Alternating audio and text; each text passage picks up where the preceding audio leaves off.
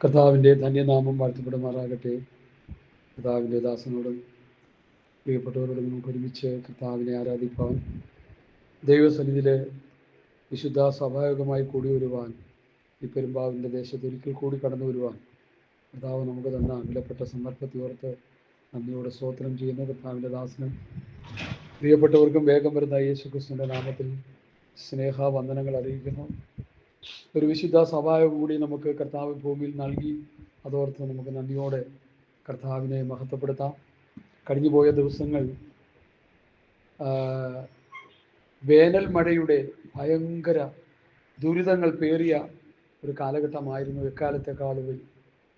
അത് കഴിഞ്ഞതിന് ശേഷം കാലവർഷത്തിൻ്റെ മഴയുടെ വലിയ കഷ്ടനഷ്ടങ്ങൾ പേറുവാൻ കേരളക്കരയിലും നമ്മുടെ കേരളത്തിലെ 14 ജില്ലകളിലും വിശേഷാൽ എറണാകുളം ജില്ലയിലൊക്കെ ഇടയായി തീർന്നു. എന്നാൽ അതിൻ്റെ കഷ്ടനഷ്ടങ്ങളിൽ നിന്നെല്ലാം ദൈവം നമ്മെ വിടുവിച്ചു എന്ന് ഓർക്കുമ്പോൾ ദൈവത്തിന് നന്ദിയോടെ സ്തോത്രം ചെയ്യുന്നു. ഇന്ന് രാവിലെ ഒരു ചിന്ത എൻ്റെ ഹൃദയത്തിൽ വന്നത് ഇന്നലെയാണ് തോന്നുന്നു. നമ്മൾ നമ്മുടെ വീടുകളിൽ കിടക്കുന്നുണ്ട്. അനേകർ വീടുകളിൽ കിടക്കാതെ ക്യാമ്പുകളിൽ കിടക്കും അല്ലേ? ഭക്ഷണമൊക്കെ വല്ലവരും വെച്ച് കൊടുക്കുന്നത് തിന്നും. സ്കൂളുകളിലും ആസ്പത്രികളിലും അങ്ങനെ ഗവൺമെൻറ്റിൻ്റെ പൊതുസ്ഥാപനങ്ങളിൽ അഭയാർത്ഥികളായി കിടക്കുകയാണ്. കാരണം വീട്ടിൽ വെള്ളം കയറി. ചിലർ പറഞ്ഞു ഞങ്ങളുടെ കന്നുകാലികളെ വിട്ടിട്ട് ഞങ്ങൾ എങ്ങനെ പോകും എന്നൊരു കൂട്ടർ. കാരണം അവരുടെ ഉപജീവന മാർഗം കന്നുകാലി, പശുവിനെ വളർത്തി, ആടുകളെ വളർത്തി, അതൊക്കെ നശിച്ചു പോകുന്നതുകൊണ്ട് അതിനെല്ലാം എടുത്തുകൊണ്ട് പോകാൻ അങ്ങനെ വലിയ ദുരിതം കേരളക്കര മുഴുവൻ പേറുവാനിടയായി. എന്നാൽ അങ്ങനെയുള്ള കഷ്ടങ്ങളിൽ നിന്നും ചെന്നുപെടാതെ ദൈവം നമ്മെ സൂക്ഷിച്ചല്ലോ. അവരെക്കാൾ നല്ലവരായതുകൊണ്ടല്ല, ദൈവത്തിന് നമ്മോട് കാണിച്ച കൃപ, ദൈവത്തിന് നമ്മോട് കാണിച്ച ദയ, മനസ്സലിവ്, സ്നേഹം എന്ന് മാത്രമേ അതിനെക്കുറിച്ച് പറയാനുള്ളൂ. പ്രിയമുള്ളവരെ, സ്തോത്രം. ഒരു വലിയ പേമാരി 2 എണ്ണം കഴിഞ്ഞു. അത് കഴിഞ്ഞ് അതിനു മുമ്പ് ഒരു വലിയ യുദ്ധത്തിൻ്റെ കെടുതി നടക്കുവാനിടയായി. എന്തുകൊണ്ടും ആ യുദ്ധം 13-14 ദിവസം നീണ്ടു നിന്ന ഘോര യുദ്ധത്തിൽ പെട്ടെന്നൊന്ന് ബ്രേക്ക് ചവിട്ടാനിടയായതുപോലെ നിൽക്കാനിടയായി. ആരാണ് ഇതിൻ്റെ സൂത്രധാരകരെന്നും നമ്മൾ ചിന്തിച്ചിട്ട് കഥയില്ല. അതിൻ്റെ സൂത്രധാരകൻ ദൈവം തന്നെയാണ്. കാരണം ആ യുദ്ധം നീണ്ടു നിന്നെങ്കിൽ കേരളക്കരയിലും ആഗോള വ്യാപകമായി ഭാരതത്തിലെല്ലായിടത്തും വലിയ പ്രതിസന്ധി ജനത്തിന് ഭവിക്കുവാനിടയായി. കാരണം ഡീസൽ വില, പെട്രോൾ വില കൂടിക്കഴിയുമ്പോൾ തന്നെ എല്ലാ സാധനങ്ങൾക്കും വില കുതിച്ചു വരാനിടയായിത്തീരും. അതിൻ്റെ കഷ്ടതകൾ നമ്മളും പേറാനിടയായിത്തീരും. അതിൽ നിന്നൊക്കെയും ദൈവം നമ്മെ വിടുവിച്ചതോർത്ത് ദൈവത്തിന് നന്ദിയോടെ സ്തോത്രം ചെയ്യുന്നു. ഈ വിശുദ്ധ പൽക്കാലം നമുക്ക് ദൈവസന്നിധിയിലായിരിക്കാൻ കർത്താവ് തന്ന വിലപ്പെട്ട അനുഭവത്തെ ഓർത്ത് നന്ദിയോടെ സ്തോത്രം ചെയ്യുന്നു. അധികം മുഖവരമൊന്നും പറയാതെ എഫേസ്യ ലേഖനം 1-ാം അധ്യായം, ഞാൻ വേറൊരു ഭാഗമാണ് പ്രാർത്ഥിച്ചൊരുങ്ങി വന്നത്. എന്നാൽ എൻ്റെ ഹൃദയത്തിൽ ശക്തമായി ഇടപെടുന്നൊരു വേദഭാഗം എഫേസ്യ ലേഖനം 1-ാം അധ്യായത്തിലെ ചില ആത്മീക സത്യങ്ങൾ ഒരുമിച്ച് ധ്യാനിക്കുവാൻ, പഠിക്കുവാനാണ് കർത്താവ് ഇന്ന് പലകാലം നമുക്ക് അവസരം നൽകുന്നതെന്ന് ഞാൻ വിചാരിക്കുന്നു. അതിൻ്റെ എഫേസ്യ ലേഖനം 1-ാം അധ്യായത്തിൻ്റെ 3-ാം വാക്യം നമുക്കൊന്ന് ഉറച്ചു വായിക്കാം. എഫേസ്യ ലേഖനം 1-ാം അധ്യായത്തിൻ്റെ 3-ാമത്തെ വാക്യം നമുക്ക് വായിക്കാം. വായിച്ചാട്ടെ.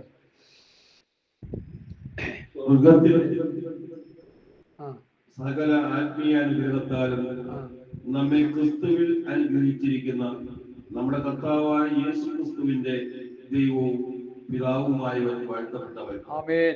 നാം തന്റെ സന്നിധിയിൽ വിശുദ്ധരും. മതി ആ വാക്യം മാത്രം. സ്വർഗത്തിലെ സകല ആത്മീയ അനുഗ്രഹത്താൽ ക്രിസ്തുവേശുവിൽ നമ്മെ അനുഗ്രഹിച്ചിരിക്കുന്ന പിതാവാം ദൈവം. എൻ്റെ ഓർമ്മ ശരിയെങ്കിൽ എൻ്റെ എല്ലാ പ്രസംഗങ്ങളിലും ഈ വാക്യം ഞാൻ ഉദ്ധരിക്കുന്നുണ്ടെന്നാണ് എൻ്റെ ഓർമ്മ.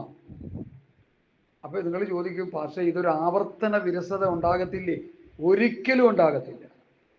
കാരണം ദൈവം മനുഷ്യനെ അനുഗ്രഹിച്ച അനുഗ്രഹം പുതിയ നിയമത്തിൽ അത് ആത്മീകമാണ്, അത് സ്വർഗത്തിലെ അനുഗ്രഹമാണ്, സ്വർഗീയമായ അനുഗ്രഹമാണ് എന്നാണ് ദൈവസഭയുടെ അതിശ്രേഷ്ഠ അപ്പോസ്തലനായ പൗലോസ് പരിശുദ്ധാത്മാവിൽ നമുക്ക് നൽകിത്തരുന്ന വിലപ്പെട്ട ഒരു സന്ദേശം.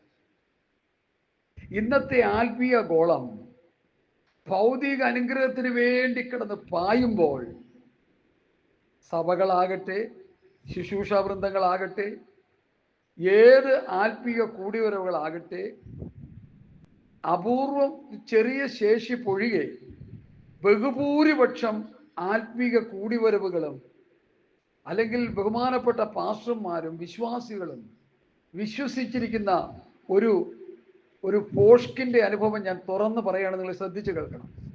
ഞാൻ കർത്താവിനെ കണ്ടെത്തി. എൻ്റെ ജീവിതത്തിൽ എല്ലാ അനുഗ്രഹങ്ങളും കർത്താവ് തന്നുകൊണ്ടിരിക്കുക. കർത്താവിനെ കണ്ടെത്തുന്നതിന് മുൻപ് ഞാൻ വലിയ കഷ്ടത്തിലും നഷ്ടത്തിലും ഒക്കെ ആയിരുന്നു, ബുദ്ധിമുട്ടിലും ഞെരുക്കത്തിലും ഒക്കെ ആയിരുന്നു. എന്നാൽ യേശു കർത്താവിനെ കണ്ടെത്തി, കർത്താവിനെ രക്ഷിതാവായി സ്വീകരിച്ചു, സ്നാനപ്പെട്ടു, പരിശുദ്ധാംശയം പ്രാപിച്ചു, ഒരു ആത്മീയ കൂട്ടായ്മയിൽ വന്നു കഴിഞ്ഞപ്പോൾ അന്ന് മുതൽ ദൈവം എന്നെ അനുഗ്രഹിച്ചു തുടങ്ങി. എല്ലാവരും പറയുന്നൊരു കാര്യമാണ്. എനിക്കതിനോട് വളരെ വിയോജിപ്പുണ്ട് എന്ന് ഞാൻ ആദ്യമേ തന്നെ പറഞ്ഞുകൊള്ളട്ടെ. എന്തുകൊണ്ടങ്ങനെ പറയുന്നു? കാരണം പുതിയ നിയമസഭ എന്ന് പറയുന്ന ആ സഭയുടെ അതിശ്രേഷ്ഠ അപ്പോസ്തലന്മാർ നമുക്ക് തരുന്ന പുതിയ നിയമ ഉപദേശത്തിലെ കാതലായ വചനം, ആ വചനങ്ങളിൽ ഒന്നാണ് ഞാൻ നിങ്ങളോട് പറഞ്ഞത്, സ്വർഗത്തിലെ സകല ആത്മീയ അനുഗ്രഹത്താൽ ദൈവം നമ്മെ അനുഗ്രഹിച്ചിരിക്കുന്നു. അപ്പൊ ഭൗതികമോ പാസ്റ്ററെ? ആദ്യം അവന്റെ രാജ്യം നീതി അന്വേഷിപ്പിക്കും, അതോടെ എന്ത് തിന്നും, എന്ത് കുടിക്കും, എന്തുടുക്കും എന്ന് വിചാരപ്പെടേണ്ട. അതെല്ലാം ദൈവം നമുക്ക് കൂട്ടിച്ചേർത്ത് തരും, നമുക്ക് അതാത് സമയങ്ങളിൽ നൽകിത്തരും. പലസ്തീൻ നാട്ടിലെ ശിഷ്യന്മാരോട് കർത്താവ് പറഞ്ഞ ആ മനോഹരമായ വചനം എത്രയോ പ്രാവശ്യം നമ്മൾ കേൾക്കുന്നു, പഠിക്കുന്നു. എന്ത് തിന്നും, എന്ത് കുടിക്കും, എന്തുടുക്കും എന്ന് വിചാരപ്പെട്ട പലസ്തീൻ നാട്ടിലെ ശിഷ്യന്മാരായ പത്രോസ്, യോഹന്നാൻ, യാക്കോബ്, യൂദ, അന്ത്രോസ് ആയ കർത്താവിൻ്റെ ആദിമ ശിഷ്യന്മാരോട് കർത്താവ് പറഞ്ഞത്, എന്ത് തിന്നും, എന്ത് കുടിക്കും, എന്തുടുക്കും എന്ന് നിങ്ങൾ വിചാരപ്പെടണ്ട. അവരുടെ വിചാരം എന്ത് തിന്നും, എന്ത് കുടിക്കും, എന്തുടുക്കും എന്നുള്ളതായിരുന്നു. ഇന്നത്തെയും ശിഷ്യന്മാരുടെ ചിന്താഗതി അത് തന്നെയാണ്, മറ്റൊന്നല്ല. എന്നാൽ കേട്ടുകൊള്ളുക, യഥാർത്ഥമായി കർത്താവിൻ്റെ ശിഷ്യത്വത്തിൻ്റെ പാതയിലൂടെ ചരിക്കുന്ന ഒരു ഭക്തന്റെ ജീവിതത്തിൽ എന്ത് തിന്നും, എന്ത് കുടിക്കും, എന്തുടുക്കും എന്നുള്ളതല്ല, അത് ദൈവം നമുക്ക് തന്നുകൊള്ളും. നമ്മുടെ ഏറ്റവും പ്രധാനപ്പെട്ട ഘടകം ആദിയിലവന്റെ രാജ്യവും നീതിയും അന്വേഷിക്കുക എന്നുള്ളതാണ്. ഇതിനാണ് പ്രിയപ്പെട്ടവരെ കോട്ടം സംഭവിച്ചിരിക്കുന്നത്. ദൈവരാജ്യം ദൈവനീതിയും അന്വേഷിക്കുന്ന അനുഭവത്തിന് കോട്ടം സംഭവിച്ചിരിക്കുക. അതെന്താ പാസ്റ്റർ അങ്ങനെ പറയാനായിട്ടുള്ള കാരണം? പാസ്റ്റർമാർ വിശ്വാസികളോട് പറയുന്നത്, നിങ്ങളുടെ മക്കൾക്ക് ജോലി കിട്ടുന്നില്ലെങ്കിൽ ജോലി കിട്ടുന്നവരെ കടന്ന് പ്രാർത്ഥിച്ചുകൊള്ളുക. നിങ്ങളുടെ മക്കൾക്ക് വിസ ശരിയായില്ലെങ്കിൽ വിസ കിട്ടുന്നവരെ പ്രാർത്ഥിക്കുക. നിങ്ങൾക്കൊരു വീടില്ലെങ്കിൽ വീട് കിട്ടുന്നവരെ കിടന്ന് പ്രാർത്ഥിക്കുക. നിങ്ങൾക്കൊരു കാറ് മേടിക്കാൻ ആഗ്രഹം ഉണ്ടെങ്കിൽ ആ കാറ് കൈ കിട്ടുന്നവരെ, കാർ ഇറക്കി തരുമെന്ന് പറഞ്ഞൊരു സഹോദരൻ എൻ്റെ മുമ്പിൽ ഇരിപ്പുണ്ട്. നീ പ്രാർത്ഥിച്ചു കഴിഞ്ഞാൽ നിനക്ക് ഇഷ്ടമുള്ള കാറ്, നീ പറയുന്ന ബ്രാൻഡ്, നിനക്ക് ഇഷ്ടമുള്ള കളർ കാറ് അവൻ ഇറക്കി തരുന്ന ദൈവമാണെന്ന് പ്രസംഗിക്കുന്ന ഭാഷന്മാരുണ്ട് ഇവിടെ ആത്മീയകുളത്തിൽ. എനിക്കതിനോട് ഒട്ടും യോജിപ്പില്ല. കാരണം കർത്താവ് പറഞ്ഞു, കർത്താവിൻ്റെ രാജ്യവും നീതിയും അന്വേഷിക്ക്, അതോടെ എന്ത് തിന്നും, എന്ത് കുടിക്കും, എന്തുടുക്കും എന്നുള്ളതുമല്ല. നമുക്ക് കിടക്കാൻ ഭവനം, നമുക്കൊരു വാഹനം ആവശ്യമുണ്ടെങ്കിൽ, നമ്മുടെ കുഞ്ഞുങ്ങളെ പഠിപ്പിക്കണമെന്നുണ്ടെങ്കിൽ, നമ്മുടെ ഭൗതികമായ ആവശ്യങ്ങളുണ്ടെങ്കിൽ, അതെല്ലാം തക്ക സമയത്ത് കർത്താവ് നമുക്ക് നൽകി തരുമെന്ന് ദൈവവചനത്തിലൂടെ നമുക്ക് പഠിച്ചെടുക്കാൻ കഴിയുന്നു. അതിൽ ആഹാരവും ഭക്ഷണവും വസ്ത്രവും മാത്രമല്ല, കിടക്കാൻ പാർപ്പിടം വേണ്ടേ? ഹല്ലേലൂയ. നേരോടെ നടക്കുന്നവർക്ക് ഒരു നന്മയ്ക്കും മുടക്കം വരത്തില്ല. നീതിമാന്റെ സന്തതി ആഹാരം ഒരുക്കുന്നത് ഞാൻ കണ്ടിട്ടില്ല. ഹല്ലേലൂയ. അപ്പൊ കർത്താവിന്റെ വചനം നമ്മൾ പഠിക്കുമ്പോൾ വിശ്വസ്തയോടെ കർത്താവിനെ പിൻപറ്റുന്ന ഒരു ഭക്തന് ആവശ്യമായ നന്മകൾ കർത്താവ് തരാൻ ബാധ്യസ്ഥനാണ്. പക്ഷെ നമ്മുടെ ഭാഗത്ത് നമ്മൾ ചെയ്യേണ്ടത് എന്താ? ഇപ്പൊ ഞാൻ പറഞ്ഞുകൊണ്ട് രാജ്യവും നീതി അന്വേഷിക്കണം. പ്രിയമുള്ളവരെ, ഇവിടെയാണ് നമ്മൾ പരാജയപ്പെട്ട് കിടക്കുന്നത്.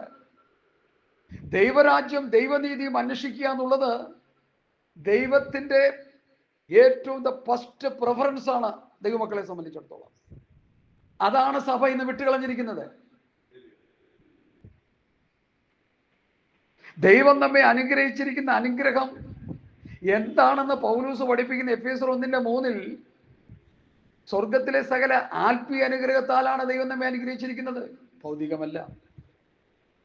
അത് ദൈവരാജ്യം ദൈവനീതി അന്വേഷിക്കുമ്പോൾ നമുക്ക് ഓരോരുത്തർക്കും ആവശ്യമുള്ളത് അവൻ കരയുന്ന കാക്കക്കുഞ്ഞുങ്ങൾക്കും കാട്ടിലെ മൃഗങ്ങൾക്കും പറഞ്ഞ ബാക്കി അതതിൻ്റെ. ഒരു കുരുവിക്ക് വേണ്ടതല്ല കാക്കയ്ക്ക് കൊടുക്കുന്നത്, കാക്കയ്ക്ക് വേണ്ടതല്ല കുരുവിക്ക് കൊടുക്കുന്നത്, ഒരു കഴുകന് വേണ്ടതല്ല ഒരു അടക്കാക്കുരുവിക്ക് കൊടുക്കുന്നത്. അവരവർക്ക് ആവശ്യം. അപ്പൊ എനിക്കും നിങ്ങൾക്കും ആവശ്യമുള്ളത് ദൈവത്തെ മറന്ന് ജീവിക്കാതെ വണ്ണം ഈ ഭൂമിയിൽ ജീവിക്കാൻ ആവശ്യമായ നന്മകൾ അതാത് സമയത്ത് നമുക്ക് കർത്താവ് നൽകിത്തരും. രാജ്യവും നീതിയും അന്വേഷിച്ചാൽ മതി. ഈ എഫേസ്യ ലേഖനത്തിലെ വിഷയമെടുത്ത് പ്രസംഗിക്കാനുണ്ടായ കാരണം കർത്താവ് പറഞ്ഞ ആ വിഷയം തന്നെയാണ്. ദൈവരാജ്യം ദൈവനീതിയും അന്വേഷിക്കുമ്പോൾ നമുക്ക് ആവശ്യമായ നന്മകൾ കർത്താവ് നമ്മളോട് കൂട്ടിച്ചേർത്ത് തരുവാനിടയായി തീരും. എഫേസ്യ ലേഖനം ലേഖനങ്ങളുടെ റാണി എന്നാണ് ആ ലേഖനത്തെ കുറിച്ച് പറയുന്നത്. 6 അധ്യായങ്ങളിലും 7 പ്രധാന കാര്യങ്ങൾ ഉള്ളടക്കം ചെയ്തിട്ടുണ്ട് എന്ന് വേദപണ്ഡിതന്മാർ ശക്തമായി പറയുന്നു. അത് പഠിക്കുന്നവർക്ക് മനസ്സിലാകും. 7 കാര്യങ്ങളെക്കുറിച്ച് വ്യക്തമായി ഈ ലേഖനത്തിൽ പറയുന്നുണ്ട്. ഞാൻ അതൊന്നും പറയാനല്ല ഇവിടെ നിൽക്കുന്നത്. എന്നാൽ ഈ ആത്മീയ അനുഗ്രഹം എന്താണെന്ന് പറയണം എന്നുള്ളത് എൻ്റെ ഹൃദയത്തിൽ ദൈവാത്മാവ് ഇടപെടുന്നതായിട്ട് ഞാൻ മനസ്സിലാക്കുക. സ്തോത്രം. എൻ്റെ 1-ാം വാക്യം വായിക്കുമ്പോൾ ദൈവേഷ്ടത്താൽ യേശുക്രിസ്തുവിൻ്റെ അപ്പോസ്തലനായ പൗലോസ് എഫെസോസിലുള്ള വിശുദ്ധന്മാരും ക്രിസ്തുയേശുവിൽ വിശ്വാസികളുമായവർക്ക് എഴുതുന്നത്, നമ്മുടെ പിതാവായ ദൈവത്തിൽ നിന്നും കർത്താവായ യേശുക്രിസ്തുവിൽ നിങ്ങൾക്ക് കൃപയും സമാധാനം ഉണ്ടാകട്ടെ എന്ന് 2-ാം വാക്യം പറഞ്ഞ് നിർത്തിയിട്ട് 3-ാം വാക്യത്തിലേക്ക് വരുമ്പോൾ, സ്വർഗത്തിലെ സകല ആത്മീയ അനുഗ്രഹത്താൽ ക്രിസ്തുയേശുവിൽ നമ്മെ അനുഗ്രഹിച്ചിരിക്കുന്നത് പിതാവാം ദൈവം വാഴ്ത്തപ്പെട്ടവൻ. എന്താണ് നമ്മെ ആത്മീയമായി അനുഗ്രഹിച്ചിരിക്കുന്നതെന്നാണ് ഇന്നത്തെ നമ്മുടെ പഠന വിഷയം. അത് വേണ്ട രീതിയിൽ പലർക്കും അതിനെക്കുറിച്ച് വ്യക്തമായ ചിത്രങ്ങളില്ല, വ്യക്തമായ രൂപരേഖകൾ അവരുടെ ഹൃദയത്തിലില്ല. എന്താണ് നമ്മെ അനുഗ്രഹിച്ചിരിക്കുന്നത്? അതാണ് നമ്മൾ പഠിക്കാൻ പോകുന്നത് ചുരുങ്ങിയ സമയം കൊണ്ട്. അതിന് ഈ ലേഖനത്തിൽ തന്നെ നിന്നാൽ മതി. പിന്നെ ആത്മാവ് ഉദ്ദേശിക്കുന്ന വചനങ്ങളിലൂടെ കർത്താവ് നമുക്ക് അതാത് സമയങ്ങളിൽ വളരെ കൂട്ടിച്ചേർത്ത് തരാനിടയായി തീരും. സ്തോത്രം. എൻ്റെ 4-ാമത്തെ വാക്യം വായിക്കുന്നു. 4-ാമത്തെ വാക്യം, നാം അവന്റെ സന്നിധിയിൽ അല്ലേ, നാം അവന്റെ സന്നിധിയിൽ വിശുദ്ധരും നിഷ്കളങ്കരുമാകേണ്ടതിന് അവൻ ലോകസ്ഥാപനത്തിന് മുമ്പേ നമ്മെ അവനിൽ തിരഞ്ഞെടുക്കുകയും. മതി അവിടെ നിൽക്കട്ടെ. ഈ ഓരോ വാക്യം തൊട്ട് വാക്യം വായിക്കും. ഇന്ന് രാവിലെ ആ ചിന്ത എൻ്റെ ഹൃദയത്തിൽ വന്നു. ലേഖനം നമ്മൾ പഠിക്കുമ്പോൾ ഓരോ വചനഭാഗങ്ങളും പഠിക്കുന്നതിന് ഒരു വ്യവസ്ഥയുണ്ട്. ഇപ്പം ഞാൻ വിദേശത്തായിരുന്നപ്പോൾ എൻ്റെ ഭാര്യയ്ക്കൊരു കത്ത് എഴുതും, അല്ലെങ്കിൽ നമ്മളൊക്കെ മക്കളോ ഒരു കത്ത് നമുക്ക് എഴുതുകയൊക്കെ ചെയ്യും. ആ കത്ത് ഇങ്ങോട്ട് വന്നു കഴിഞ്ഞാൽ പൊട്ടിച്ചിട്ട് ആരുടെ പേരിലാണ് എഴുതിയെന്നുള്ള നോക്കി വന്നിട്ട് അവിടെ പൊക്കി ഒരു ശകലം ആദ്യത്തെ ഒരു 3-4-5 വരി അങ്ങോട്ട് വായിച്ചിട്ട് പിന്നെ വായിക്കാമെന്ന് പറഞ്ഞെടുത്ത് നോക്കുമോ? അത് നമുക്ക് പറ്റിയ അബദ്ധം അതാ. ഒരു ലേഖനം നമ്മൾ പഠിക്കുമ്പോൾ ദൈവസഭയ്ക്ക് വേണ്ടി ദൈവം നൽകപ്പെട്ടിരിക്കുന്ന ജുവൽസുകളാണ്, മുത്തുകളാണ്, നിധികളാണ് ലേഖനങ്ങൾ. അത് ദൈവത്തിൻ്റെ അരുളപ്പാടുകളാണ്, ദൈവീയ അനുഗ്രഹത്തിൻ്റെ കലവറകളാണ്. സ്വർഗത്തിലെ ദൈവം നമുക്ക് തന്നിരിക്കുന്ന, കർത്താവിൻ്റെ വിലപ്പെട്ട അപ്പോസ്തലന്മാരുടെ നമുക്ക് തന്നിരിക്കുന്ന സ്വർഗീയ നിധികളാണ് ഈ ലേഖനത്തിൻ്റെ വേദഭാഗങ്ങൾ. അതങ്ങനെ പലർക്കും പഠിക്കാൻ കഴിയുന്നില്ല. അതാണ് അവരുടെ പരാജയവും. ഒരു കത്ത് നമുക്ക് ആർക്കെങ്കിലും എഴുതുമ്പോൾ കത്തിൻ്റെ 5 വരി വായിച്ചിട്ട് നിർത്തുമോ? 10 വരി വായിച്ചിട്ട് നിർത്തുമോ? ഒരു 60 വരി അതിലുണ്ടെങ്കിൽ പകുതി വായിച്ചിട്ട് നിർത്തുമോ? 40 വരി വായിച്ചിട്ട് നിർത്തുമോ? 50 വായിച്ചിട്ട് നിർത്തുമോ? 60 വരിയും വായിച്ച് എന്താണ് അതിലെ മെസ്സേജ് എന്ന് ആ കത്തയച്ച വ്യക്തി എന്നോട് പറയുന്ന മെസ്സേജ് എന്താണെന്ന് അറിയുവാൻ അത് മുഴുവൻ നമ്മൾ വായിക്കും. അങ്ങനെയെങ്കിൽ ഈ ലേഖനങ്ങൾ ദൈവസഭയ്ക്ക് ദൈവത്തിൻ്റെ പരിശുദ്ധാത്മാവ് അപ്പോസ്തലന്മാരിലൂടെ നമുക്ക് തരുന്ന ദൈവിക അരുളപ്പാടുകളാണ് ഈ ലേഖനങ്ങളിലുള്ളത്. അതൊരു ഖണ്ഡിക വായിച്ച്, ഒരു വാക്യം വായിച്ച്, ഒരു അധ്യായം വായിച്ച് അവിടെ ഒരു മുറി ഇവിടെ ഒരു മുറി വായിച്ചാൽ ഒന്നും പിടികിട്ടത്തില്ല.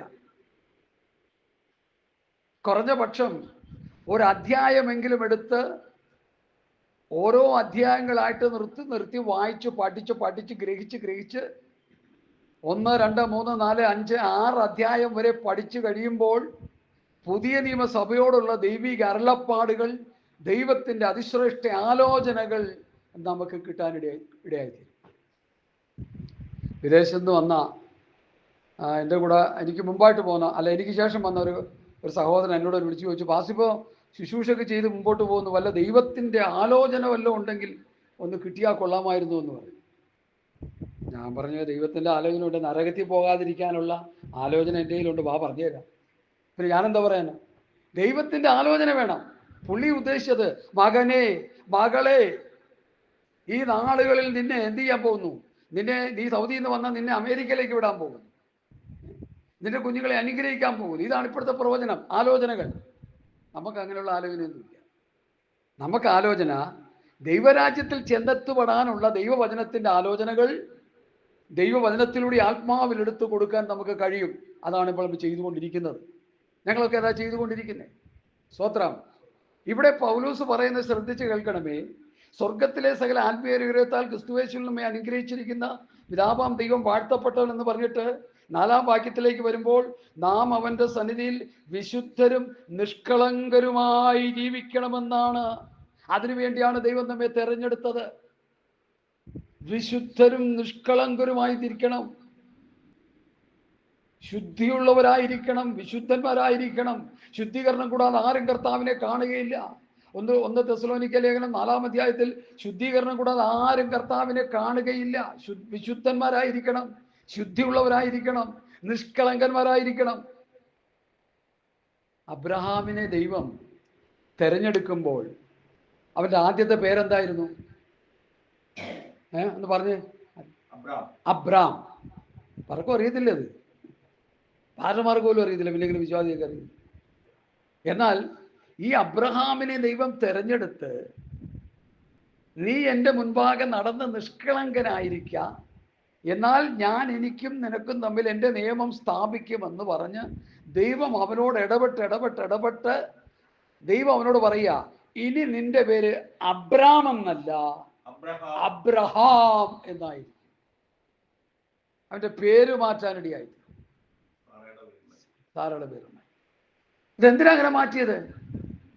നിഷ്കളങ്കനായി അബ്രഹാം ദൈവം മുൻപാകെ ജീവിച്ചു. അപ്പൊ നിങ്ങൾ പറയായിരിക്കും, യുദ്ധം ചെയ്തു, അനേകരെ കൊന്നൊടുക്കി, ബഹുഭാരിത്യം ഉണ്ടായിരുന്നു, അതൊക്കെ ന്യായപ്രമാണ കാലത്തിൽ അനുവദനീയമായിരുന്നു. അതല്ലേ പറഞ്ഞ കർത്താവ് പറഞ്ഞു, കണ്ണിന് കണ്ണ്, പല്ലിന് പല്ല്. അപ്പോൾ ഒരു കണ്ണൊരുത്തനെ കുത്തിപ്പൊട്ടിച്ചാൽ മറ്റവൻ്റെ കണ്ണ് കുത്തിപ്പൊട്ടിക്കണം, പല്ലടിച്ച് തീർത്താൽ പല്ലടിച്ച് തീർക്കണം, ഒരുത്തനെ കൊന്നാൽ മറ്റുള്ള കൊല്ലണം. അത് ന്യായപ്രമാണത്തിൻ്റെ വ്യവസ്ഥയാണ്. അതല്ലേ ഇന്നത്തെ പാസ്റ്റർമാർ ചെയ്തുകൊണ്ടിരിക്കുന്നത്. പാസ്റ്റർമാർ അങ്ങനെ ചെയ്യുന്നല്ല, കോടതിയും കേസും വഴക്കും ഒക്കെ ആയിട്ട് പോകുന്നതിൻ്റെ കാരണം എന്താ? ആ പ്രതികാരത്തിൻ്റെ ആ പ്രമാണം ഉള്ളിൽ കിടക്കുന്നുണ്ടാ. സ്വോത്രം. അപ്പൊ അത് അബ്രഹാം ന്യായപ്രമാണത്തിന്റെ വ്യവസ്ഥിതി ജീവിച്ച് അബ്രഹാം അത് ചെയ്തു. അപ്പൊ അവരുടെ കാലഘട്ടത്തിൽ അതെന്തല്ല, അത് തെറ്റല്ല. ഒരുവനെ കൊന്നാൽ കൊല്ലാൻ പ്രമാണമുണ്ട്. എന്നാൽ മത്തായിയുടെ സുവിശേഷം 5-ാം അധ്യായം വായിച്ചു പഠിക്കുമ്പോൾ ഞാനത് പല പ്രാവശ്യം പറയാറുണ്ട്, ഇപ്പോഴും അത് പറയാനായിട്ടുണ്ട്. ഉള്ളിൽ വലിയ പ്രേരണയുണ്ട്, അതുകൊണ്ട് മാത്രം ഞാൻ പറയുകയാണ്. സ്തോത്രം. എല്ലാം വായിക്കാൻ സമയമില്ല. എൻ്റെ 38-ാം വാക്യം വായിക്കാം. 5:38. 5:38. ആ ആ ആ ആ ആ മതി.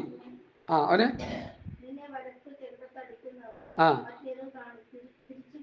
മതി. ബാക്കിയൊക്കെ നമ്മൾ വായിച്ച് പഠിച്ചോണം. മത്തായിയുടെ സുവിശേഷം 5, 6, 7 അധ്യായം ഒരു 100 പ്രാവശ്യം ദൈവമക്കൾ വായിച്ച് പഠിക്കണമെന്ന് ഞാൻ കർക്കശമായ നിലയിൽ പറയാറുണ്ട്. ഈ 5-ാം അധ്യായത്തിന്റെ പ്രത്യേകത നിങ്ങൾ കേട്ടിട്ടുണ്ടല്ലോ. ഏത് കേട്ടിട്ടുണ്ടല്ലോ? ന്യായപ്രമാണത്തിൽ മോശ മുഖാന്തരം സർവശക്തനായ യഹോവയായ ദൈവം കൊടുത്ത പ്രമാണം നിങ്ങൾ കേട്ടിട്ടുണ്ടല്ലോ. എന്നാൽ ഞാനോ നിങ്ങളോട് പറയുന്നു. ഈ ഭാഗം നമ്മൾ മനസ്സിരുത്തി പഠിക്കണം. സർവശക്തനായ ദൈവം, പിതാവും പുത്രനും പരിശുദ്ധാത്മാവായ ദൈവം പ്രമാണം തിരുത്തി കൊടുക്കുകയാണ്. ഞാനോ നിങ്ങളോട് പറയുന്നു, എന്നെ കണ്ടവൻ പിതാവിനെ കണ്ടിരിക്കുന്നു. ഞാനോ നിങ്ങളോട് പറയുന്നു, മോശയുടെ പ്രമാണത്തെ ഞാൻ തിരുത്തുകയാണ്. കണ്ണിന് കണ്ണ്, പല്ലിന് പല്ലാണ് എന്ന് മോശയുടെ പ്രമാണം പറയുന്നെങ്കിൽ ഞാൻ എന്തു പറയുന്നു നിങ്ങളോട്? ദുഷ്ടനോട് എതിർക്കരുത്. നിന്റെ വലം ചകിട്ടത്ത് അടിക്കുന്നവനെ മറ്റേതും തിരിച്ചു കാണിച്ചു കൊടുക്കുക. നിന്നോട് വ്യവഹരിച്ച് നിന്റെ വസ്ത്രം എടുപ്പാൻ ഇച്ഛിക്കുന്നവന് നിന്റെ പുതപ്പും വിട്ടുകൊടുക്കുക. സ്തോത്രം. അപ്പൊ പ്രമാണം അവിടെ തിരുത്തുകയാണ്. അതാ പറഞ്ഞ സ്വർഗത്തിലെ സകല ആത്മീയ അനുഗ്രഹത്താൽ ക്രിസ്തുവേശുവിലും അനുഗ്രഹിച്ചിരിക്കുന്നതാവാൻ ദൈവം വാഴ്ത്തപ്പെടുവൻ. ആത്മീയ അനുഗ്രഹത്താൽ അനുഗ്രഹിച്ചപ്പോൾ പിന്നെ നമ്മൾ ചെയ്യേണ്ടത് എന്താ? നിഷ്കളങ്കരായിരിക്കണം, കളങ്കമില്ലാത്തവരായിരിക്കണം. കണ്ണിന് കണ്ണ് പല്ലിന് പല്ല്. കളങ്കമുള്ളവരാണോ അത്? കളങ്കമല്ലേ? വ്യവസ്ഥ തെറ്റിക്കുകയല്ലേ ചെയ്യുന്നത്? അപ്പൊ ആത്മീയ അനുഗ്രഹം പുതിയ നിയമസഭയ്ക്ക് തന്നിരിക്കുന്നതിന്റെ പ്രധാന കാരണം ഇനി നിങ്ങൾ നിഷ്കളങ്കരായിരിക്കണം. എഫെസ്യർ 1:4 വാക്യം ഞാൻ വായിച്ചത്. നാം എല്ലാവരും അവന്റെ സന്നിധിയിൽ വിശുദ്ധരും നിഷ്കളങ്കരുമാകണം. മോശയുടെ പ്രമാണം അനുസരിച്ചാൽ നമുക്ക് അങ്ങനെ ആയിരിക്കാൻ കഴിയില്ല. ശരിയല്ലേ ഞാൻ പറയുന്നത്? മോശയുടെ പ്രമാണം അനുസരിച്ചാൽ നിഷ്കളങ്കരായിരിക്കാൻ കഴിയില്ല, വിശുദ്ധന്മാരായിരിക്കാൻ കഴിയില്ല. ഇല്ലാത്ത ഏടാകോടത്തിലൊക്കെ ചെന്ന് ചാടിയിട്ട് ന്യായപ്രമാണം അനുശാസിക്കുന്ന ഒരു കാളക്കിടാവിനെയോ ഒരു കന്നുകുട്ടീനെയോ ഒരു പ്രാവും കുഞ്ഞിനെയോ ഒരു തരി മാവിനെയോ കൊണ്ടുവന്ന് പുരോഹിതന്റെ മുമ്പിൽ കൊണ്ടുവന്ന് കൊടുത്ത് അവന് വേണ്ടി പ്രാർത്ഥിച്ച് കാര്യങ്ങൾ ക്രമീകരിച്ചാൽ പാപത്തിന് താൽക്കാലികമായൊരു മോചനം അവിടെ കിട്ടും. പിന്നെയും ജീവിച്ച് മുമ്പോട്ട് പോകാം. പിന്നെയും പാപം ചെയ്യുമ്പോൾ പിന്നെയും ഒരു യാഗമൃഗത്തിന് ആവശ്യമുണ്ട്. അങ്ങനെ ചെയ്തുകൊണ്ടിരിക്കുക. പക്ഷേ പുതിയ നിയമത്തിലേക്ക് വരുമ്പോൾ സത്യത്തിന്റെ പരിജ്ഞാനം ലഭിച്ച ശേഷം നാം മനഃപൂർവ്വം പാപം ചെയ്താൽ പാപങ്ങൾക്ക് വേണ്ടി ഇനിയൊരു യാഗം ശേഷിക്കുന്നില്ല. കണ്ടോ? പ്രമാണം മാറിയത് കണ്ടോ? ആ വ്യവസ്ഥ മാറിയത് കണ്ടോ? പുതിയ നിയമത്തിലേക്ക് വരുമ്പോൾ വിശുദ്ധരും നിഷ്കളങ്കരുമായിരിക്കണം. എന്താ കാര്യം? ആത്മീകമായ അനുഗ്രഹത്താൽ നമ്മെ നിറച്ചിരിക്കുക, അനുഗ്രഹിച്ചിരിക്കുക. അപ്പൊ പാസ്റ്ററെ, പഴയ നിയമത്തിൽ അങ്ങനെ ഒരു അനുഗ്രഹം ഇല്ലേ? ഇല്ല. പഴയ നിയമത്തിൽ അനുഗ്രഹം മുഴുവൻ ഭൗതികമാണ്. പുതിയ നിയമത്തിൽ ഇതുപോലൊരു വാക്യം പഴയ നിയമത്തിൽ എങ്ങും നിങ്ങൾക്ക് കിട്ടത്തില്ല. ഇവിടെ ആത്മീയമായി അനുഗ്രഹിക്കുമ്പോൾ അവിടെ ഭൗതികമായി അനുഗ്രഹിക്കുന്നു. ജാതികളുടെ നടുവിൽ ഇസ്രായേൽ മൂപ്പന്മാരെയും അല്ലെങ്കിൽ പ്രധാന വ്യക്തികളെയും അബ്രഹാമിനെ, ഇസ്ഹാക്കിനെ, യാക്കോബിനെ, യോസേഫ്, ദാവീദ്, സോളമൻ എന്ന് വേണ്ട വലിയൊരു നിര ഭക്തന്മാരെ ദൈവം ഭൗതികമായിട്ട് അനുഗ്രഹിച്ചു. ഹല്ലേലൂയ.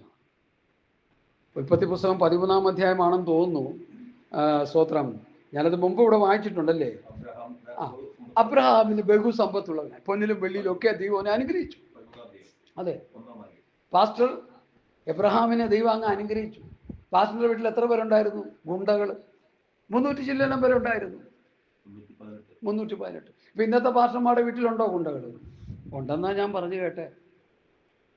ഓരോ മെഗാ പാസ്റ്റർമാരുടെ കീഴിൽ ഉണ്ടെന്നാ പറയണം. അവരെന്തെങ്കിലുമൊക്കെ പറഞ്ഞു കഴിഞ്ഞാൽ, ഇടയ്ക്ക് ഒരു ചെറുക്കൻ പറയണ്ട, ഞങ്ങളുടെയൊക്കെ വന്ന് ഞങ്ങളെയൊക്കെ വല്ലതൊക്കെ പറഞ്ഞു കഴിഞ്ഞാൽ നിങ്ങൾ പോയതുപോലെ വന്നതുപോലെ തിരിച്ചു പോകത്തില്ലെന്ന്. അപ്പൊ പുള്ളിക്കും ഉണ്ട് ഗുണ്ട, വോട്ട് വെച്ച്.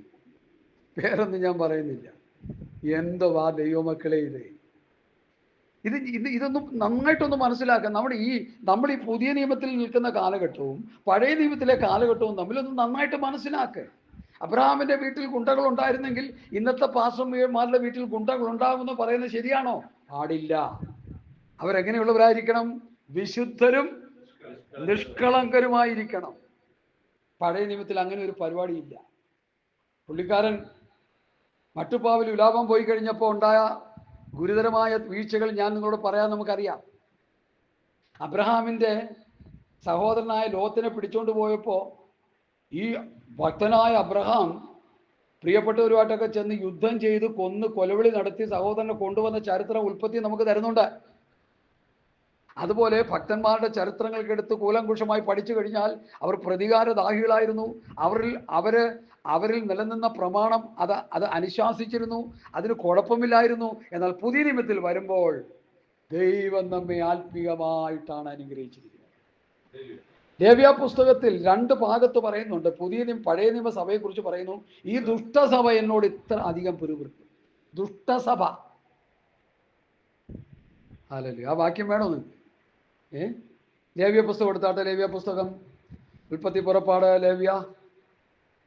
ഹല്ലേലൂയ. സ്തോത്രം. ലേവ്യാണോ സംഖ്യയാണോ എന്നുള്ളത്, അയ്യോ കറക്റ്റ് സംഖ്യാപുസ്തകമാണ് കേട്ടോ. I am very sorry. സംഖ്യ 14-26, 27 വായിക്കാം, 35 വായിക്കാം. Hallelujah, hallelujah, hallelujah. സംഖ്യാപുസ്തകം 14-ാം അധ്യായത്തിന്റെ 26, 27 വേദഭാഗങ്ങൾ 35.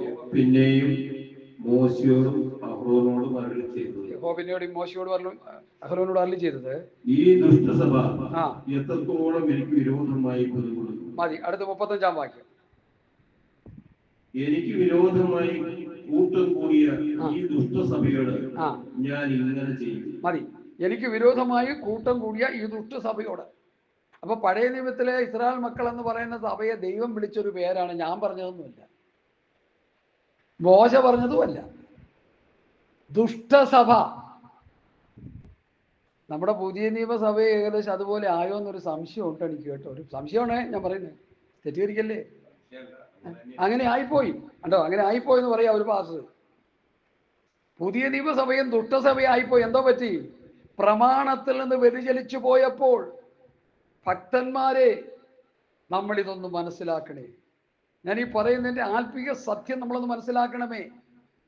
പഴയ നിയമസഭ ദൈവം കൊടുത്ത പ്രമാണങ്ങളെ പുറങ്കാലുകൊണ്ട് തട്ടിക്കളഞ്ഞു എന്നാണ് സ്തേഫാനോസിന്റെ മേൽ കല്ലേറുവന്നവൻ കൽക്കൂമ്പാരമായി തീരുന്നതിന് മുൻപ് സ്തേഫാനോസ് വിളിച്ചു പറഞ്ഞൊരു പദമാണ്. പ്രവൃത്തി പുസ്തകം 7-ാം അധ്യായം എടുത്താട്ടെ. ഞാനത് നിങ്ങൾക്ക് വാക്യമായിട്ട് തന്നെ എടുത്ത് നിങ്ങളുടെ മുൻപിൽ വയ്ക്കാനാണ് കർത്താവിൽ ശരണപ്പെടുക. ഏതിനും നമ്മൾ ദൈവവചനമാണല്ലോ കോട്ട് ചെയ്യുന്നത്, അതായിരിക്കണമല്ലോ നമ്മുടെ പ്രമാണം. പ്രവൃത്തി പുസ്തകം 7-ാം അധ്യായത്തിൽ സ്തോത്രം, ഭക്തനായ സ്തേഫാനോസ് മരിക്കുന്നതിന് മുൻപ് പറഞ്ഞ സ്തോത്രം വാക്യം. ഹല്ലേലൂയ. അതിന്റെ 53-ാമത്തെ വാക്യം. അവന് നിങ്ങൾ ഇപ്പോൾ ദ്രോഹികളും കൊലപാതകരും ആയിത്തീർന്നു. നിങ്ങൾ ദൈവദൂതന്മാരുടെ നിയോഗങ്ങളായി ന്യായപാഠം പ്രാപിച്ചുവെങ്കിലും അത് പ്രമാണിച്ചിട്ടില്ല. മതി മതി. കൽക്കൂമ്പനയായി തീരുന്നതിന് മുൻപ് ഭക്തനായ സ്തേഫാനോസ് വിളിച്ചു പറയുന്ന മെസ്സേജിന്റെ പ്രസക്ത ഭാഗമാണ്, ദൈവദൂതന്മാരുടെ നിയോഗങ്ങളായി നിങ്ങൾ ന്യായപ്രമാണം ലഭിച്ചുവെങ്കിലും പ്രാപിച്ചുവെങ്കിലും നിങ്ങളത് പ്രമാണിച്ചിട്ടില്ല. കർത്താവായ യേശുക്രിസ്തു യഹൂദന്മാരോട് പറഞ്ഞു, നിങ്ങൾക്ക് ന്യായപ്രമാണം ലഭിച്ചുവെങ്കിലും നിങ്ങളത് പ്രമാണിച്ചിട്ടില്ല. അപ്പൊ പുതിയ നിയമസഭയോടും ദൈവത്തിന്റെ ആത്മാവ് പറയുന്നത് അത് തന്നെയാണ്. കർത്താവായ യേശുക്രിസ്തുവിലൂടെ അപ്പോസ്തലന്മാർ മുഖാന്തരം നമുക്ക് തന്നിരിക്കുന്ന തമ്മിൽ ഭാരങ്ങളെ ചുമപ്പിൻ, ഇങ്ങനെ ക്രിസ്തുവിന്റെ ന്യായപ്രമാണം നിവർത്തിപ്പിനെന്ന് ഗലാത്യലേഖനം 6:2 എഴുതിയിരിക്കുന്ന പോലെ ആ ക്രിസ്തുവിന്റെ ന്യായപ്രമാണം, ക്രിസ്തുവിന്റെ ഉപദേശം, കർത്താവായ യേശുക്രിസ്തുവിന്റെ പത്യവചനം, പത്യക്കൊത്ത സഭ ഉപദേശം പുതിയ നിയമസഭ ഇന്ന് അനുസരിക്കുന്നില്ല. ഞാൻ ദൈവാത്മ നിയോഗത്താൽ വിളിച്ചു പറയുക. അതുകൊണ്ട് നമുക്ക് രക്ഷപ്പെടാൻ ഒരു വഴിയേ ഉള്ളൂ. ഈ പ്രമാണം നമ്മൾ അനുസരിക്കണം. ക്രിസ്തുവിന്റെ പ്രമാണം സഭയെ പഠിപ്പിക്കണം. ക്രിസ്തുവിന്റെ ഉപദേശം നമ്മൾ സഭയെ പഠിപ്പിക്കണം. ലേഖനങ്ങൾ സഭയെ പഠിപ്പിക്കണം. കർത്താവായ യേശുക്രിസ്തു തന്ന പത്യവചനം, പത്യോപദേശമായ ക്രിസ്തുവിന്റെ ഉപദേശം, ക്രിസ്തുവിന്റെ പ്രമാണം, രാജകീയ ന്യായപ്രമാണം, സ്വാതന്ത്ര്യത്തിന്റെ തികഞ്ഞ ന്യായപ്രമാണം നമ്മൾ പുതിയ നിയമസഭയെ പഠിപ്പിക്കണം. ഇല്ലെങ്കിൽ നേരത്തെ പറഞ്ഞ പോലെ, സംഖ്യാപുസ്തകത്തിൽ പറഞ്ഞ പോലെ ദുഷ്ടസഭയായി നമ്മൾ തീരാൻ സാധ്യതയുണ്ട്. എൻ്റെ പ്രിയപ്പെട്ട ദൈവമക്കളെ, ദുഷ്ടസഭയായി തീർന്നാൽ പിന്നെ നമ്മളെ കർത്താവിൻ്റെ വരവിന് വേണ്ടി നമ്മൾ കാത്തിരിക്കേണ്ട. അങ്ങനെയുള്ളവർക്കും പ്രത്യാശയ്ക്കൊരു ദൂത് പറഞ്ഞുകൊണ്ട് ഞാൻ മുമ്പോട്ട് പോകാം. വേറൊരു കർത്താവ് നിങ്ങൾക്ക് വേണ്ടി വരുന്നുണ്ട്. അവൻ്റെ കീഴിലുള്ള നമ്മുടെ ജീവിതം ഭീവത്സമായിരിക്കും, ഭയങ്കരമായിരിക്കും, ഭയാനകമായിരിക്കും. മരണത്തിന് വേണ്ടി കൊതിക്കുന്നൊരു കാലഘട്ടമായിരിക്കും ഇത്. ക്രിസ്തുവിന്റെ കിരാത ഭരണം മരണത്തിന് വേണ്ടി ദാഹിക്കും. വെളിപ്പാട് പുസ്തകം 9-ാം അധ്യായം നമ്മളെടുത്ത് പഠിക്കുമ്പോൾ അവിടെയുള്ളൊരു വാക്യം ഞാൻ പല പ്രാവശ്യങ്ങളിൽ ഇപ്പോൾ അത് പറഞ്ഞുകൊണ്ടിരിക്കുകയാണ്. ഇന്നും പറയാനായിട്ട് പ്രേരണയുണ്ട്. ദൈവാത്മാവിന്റെ ഹൃദയത്തിൽ പ്രകാശിപ്പിക്കുന്ന വചനങ്ങൾ ഞാൻ പറഞ്ഞുകൊണ്ട് തന്നെ ഇരിക്കും. അക്കാലത്ത് അതിന്റെ 6-ാമത്തെ വാക്യം വായിക്കാം. വെളിപ്പാട് 9:6. ആ കാലത്ത് മനുഷ്യർ മരണം അന്വേഷിക്കും, കാണുകയില്ല, മരിക്കുവാൻ കൊതിക്കും, മരണം അവരെ വിട്ട് ഓടിപ്പോകും. എന്താ നമ്മളിവിടെ വായിച്ചത്? യെഹൂദക്രിസ്തുവിന്റെ കിരാത ഭരണകാലത്ത് 5-ാമത്തെ ദൂതൻ ഊതിയപ്പോൾ എന്ന് വെളിപ്പാട് പുസ്തകം 9-ാം അധ്യായത്തിന്റെ 1-ാം വാക്യം തൊട്ട് ഇങ്ങോട്ട് വായിച്ചു പഠിക്കുമ്പോൾ ഒരു വലിയ പീഡയുടെ അനുഭവം. ഹല്ലേലൂയ. വെട്ടുക്കിളി മനുഷ്യനെ കുത്തുമ്പോൾ തേൾ കുത്തുന്നത് പോലെ ഭീകരമായ വേദന വന്നിട്ട് മനുഷ്യൻ മരണം കൊതിക്കും. അങ്ങനെ അവിടെ എഴുതിയിരിക്കുന്നത്. മരണം അന്വേഷിക്കും, മരിപ്പാൻ കൊതിക്കും. മരണം അന്വേഷിക്കും, മരിപ്പാൻ കൊതിക്കും. നമ്മൾ ഈ വാക്യത്തിനൊക്കെ എന്തോ പറയാ, ഇന്ന് പാസ്റ്റർമാർ പ്രസംഗിച്ച് വാക്യത്തൊക്കെ എന്ത് ചെയ്യുക? ലഘൂകരിച്ച് കളയുക, നിസ്സാരമാക്കി കളയുക. ആ വചനത്തിൻ്റെ ഗാംഭീര്യവും അതിൻ്റെ ഉള്ള യഥാർത്ഥ അവസ്ഥയിലേക്ക് ജനത്തെ പഠിപ്പിച്ചെടുക്കാതെ, അവരെ ഗ്രഹിപ്പിക്കാതെ അതിനെ നിസ്സാരമാക്കി കളയുക. ഞാൻ ഈ വാക്യം ഭയത്തോടെയാണ് നിങ്ങളോട് വിളിച്ചു പറയുന്നത്. കൈവിടപ്പെട്ടു പോയവരുടെ കൂട്ടത്തിൽ ഈ പ്രസംഗിച്ചു കൊണ്ടിരിക്കുന്ന ഞാൻ ഇവിടെ കിടന്നുപോയാൽ ഞാൻ മരണത്തിന് വേണ്ടി കൊതിക്കും, അല്ലേ? ഞാൻ മരണം അന്വേഷിക്കും, ഞാൻ മരണം കൊതിക്കും. എത്ര ഭീകരമായ അവസ്ഥയാണിത്! ഇത് നമ്മളൊന്ന് മനസ്സിലാക്കണം. കഴിഞ്ഞ ദിവസം ഞാൻ നമ്മുടെ ഒരു സ്നേഹിതൻ്റെ ഒരു ഫ്യൂണറൽ മൊബൈലിൽ കാണാനിടയായി. 40 വയസ്സുള്ള ഒരു ഇവാഞ്ചലിക്കൽ പാസ്റ്ററാണ്, പേരാണ്ടോ വിട്ടുപോയി. അദ്ദേഹം മരിച്ചു. അദ്ദേഹത്തെ കളമശ്ശേരിയിൽ വെച്ചാണ് അദ്ദേഹത്തിൻ്റെ ഫ്യൂണറൽ. ഞാനത് കാണാനിടയായി. എല്ലാവരും വന്നു. ഈ ഇവാഞ്ചലിക്കൽ ചർച്ച് എന്ന് പറയുമ്പോൾ ഒരു ആത്മീയമായ ഒരു ചെറിയ വെളിച്ചം കിട്ടിയ ഒരു കൂട്ടായ്മയാണ്, ഇല്ലെന്ന് പറയുന്നില്ല, ശരിയാണ്. ഈ ആഴമേറിയ ഉപദേശങ്ങളും പഠിപ്പിക്കലോ ഒന്നും അവർക്കുള്ളതായിട്ട് തോന്നുന്നില്ല. അതൊന്നും ഞാൻ കണ്ടുമില്ല, ആരും പ്രസംഗിച്ചുമില്ല. പ്രസംഗിച്ചൊക്കെ വളരെ വളരെ ലളിതമായ കാര്യങ്ങൾ പ്രസംഗിച്ച് കൊണ്ടുവന്ന് അടക്കിയിട്ട് അവരങ്ങ് പോയി. അപ്പോൾ അത് അടക്കാൻ നേരത്ത് പുള്ളി ഡോക്ടറാണ്, ഫ്രണ്ട്സ് എല്ലാം ഡോക്ടേഴ്സാണ്, സിസ്റ്റേഴ്സാണ്, വലിയ ഉന്നതമായ നിലവാരം പുലർത്തുന്ന ഒരാളാണ്. പെട്ടെന്നൊരു അറ്റാക്ക് വന്ന് മരിച്ചു. ഒരു 40 വയസ്സുള്ളൂ, 35 വയസ്സുള്ളൂ ഭാര്യയ്ക്ക്. 2 പൊടി കുഞ്ഞുങ്ങളുമായിട്ട് കരച്ചിലും കണ്ണുനീരും ഒരു ബഹളം തന്നെയായിരുന്നു. അവരെല്ലാം വന്ന് പ്രാർത്ഥിച്ച്, അവരുടെ ഒരു പാസ്റ്ററുണ്ട്, അദ്ദേഹം ഇംഗ്ലീഷിൽ പ്രസംഗിച്ചതിങ്ങനെയാണ്: കർത്താവിൻ്റെ വരവിൽ ഉയർത്തെഴുന്നേറ്റ് വരും, അതുകൊണ്ട് നമ്മളാരും ഭാരപ്പെടേണ്ട എന്നൊക്കെ പറഞ്ഞ് വളരെ മനോഹരമായ നിലയിൽ പ്രസംഗിച്ച് പാട്ടൊക്കെ പാടി ഒത്തിരി 6 or 7 മണിക്കൂർ എടുത്ത് ഫ്യൂണലിൻ്റെ ടൈം എല്ലാം കൊണ്ടുവന്ന് അടക്കം ചെയ്തിട്ട് അവരെല്ലാവരും സന്തോഷമായിട്ട് സായുജ്യം അടഞ്ഞങ്ങ് പോയി. അപ്പോൾ എൻ്റെ മനസ്സിലൊരു ചിന്ത, ഞാൻ വിധിക്കുകയല്ല, ഒരു എന്തോ പറയുക, ഒന്ന് വിലയിരുത്തുകയാണ് അതിനെക്കുറിച്ച്. ഈ മനുഷ്യൻ ഉയർത്തെഴുന്നേറ്റ് വന്നില്ലെങ്കിൽ എന്തായിരിക്കും അവസ്ഥ? നമുക്ക് അങ്ങനെ ഒന്ന് ചിന്തിക്കുന്നതിൽ തെറ്റുണ്ടോ? ഈ പാസ്റ്റർ എന്ന് പറയുന്ന വടക്കേ ഇന്ത്യയിൽ ജോലി ചെയ്ത് സമർപ്പിക്കപ്പെട്ടു പോയ നല്ല മനുഷ്യനാണ്, നല്ല ഫ്രണ്ട്സൊക്കെ ഉള്ളവരാണ്, നല്ല ഇടപാടോ രീതികളൊക്കെ അവരുടെ. അവർ വചനം അനുസരിച്ച് പോകുന്നതുമായിട്ട് എനിക്ക് അതിനെക്കുറിച്ച് അറിവുകളൊന്നുമില്ല. പക്ഷെ നല്ല കൂട്ടരാണ് അവർ, വളരെ നല്ല ആൾക്കാരാണ്, ഹൈ എഡ്യൂക്കേറ്റഡ് പീപ്പിൾസാണ്. ഡോക്ടേഴ്സും എഞ്ചിനീയേഴ്സും ഒക്കെ ഉള്ള വലിയൊരു ഗ്യാതറിങ് അവർക്കുണ്ട്. അവരെല്ലാം കടന്നു വന്നവിടെ, അവരെല്ലാം ഇദ്ദേഹത്തെക്കുറിച്ച് കണ്ണുനീരോടെ സാക്ഷ്യം പറഞ്ഞു. അപ്പോൾ എൻ്റെ ചോദ്യം അതല്ല, ഇവരൊക്കെ ഇത് പറഞ്ഞിട്ട് പോയി സ്വത്രം മൂവാറ്റുപുഴ സെല്ലിൽ കൊണ്ടുവന്ന്, പുത്തൻകുരിശ് സെല്ലിൽ കൊണ്ടുവന്ന് വെക്കുകയും ചെയ്തു. ഞാനും അവിടെ പല പ്രാവശ്യം പോയിട്ടുണ്ട്. അപ്പോൾ ഈ പാസ്റ്റർ ഉയർത്തെഴുന്നേറ്റ് വന്നില്ലെങ്കിൽ ഉള്ള അവസ്ഥ എന്താണെന്ന് ഞാൻ ചിന്തിക്കാനിടയാണ്. അതിനെക്കുറിച്ച് ആർക്കും എല്ലാവരും പറയും ഉയർത്തെഴുന്നേറ്റ് വരും. നമ്മൾ മുമ്പൊക്കെ പഠിച്ചതാ, ഉയർത്തെഴുന്നേറ്റ് വരാൻ നമുക്ക് എന്തൊക്കെ ക്വാളിഫിക്കേഷൻ വേണം. ഒരു വിശ്വാസി മരിച്ചു പോയാൽ ഉയർത്തെഴുന്നേറ്റ് വരണമെങ്കിൽ, അല്ലെങ്കിൽ ഒരു വിശ്വാസി ജീവനോടിരിക്കുമ്പോൾ കർത്താവ് വന്നാൽ രൂപാന്തരം പ്രാപിക്കണമെങ്കിൽ അതിനെന്ത് വേണം, എന്ത് ക്വാളിറ്റി വേണം, ദൈവവചനം അനുശാസിക്കുന്ന ഉപദേശ സത്യങ്ങൾ എന്ത്, കർത്താവിൻ്റെ വചനം പഠിപ്പിക്കുന്നത് എന്തെന്ന് ആരെങ്കിലും